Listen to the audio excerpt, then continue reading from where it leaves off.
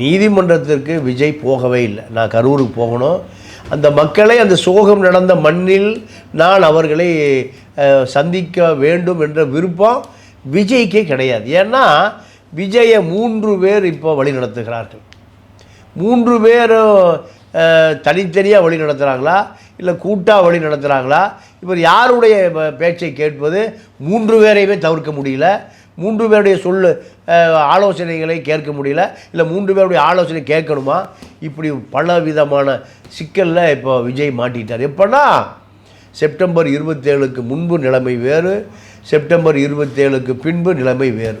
அதனால் இப்போ விஜய் தன்னிச்சையாக முடிவெடுக்க முடியாத ஒரு சூழ்நிலையினுடைய கைதியாக இருக்கார்.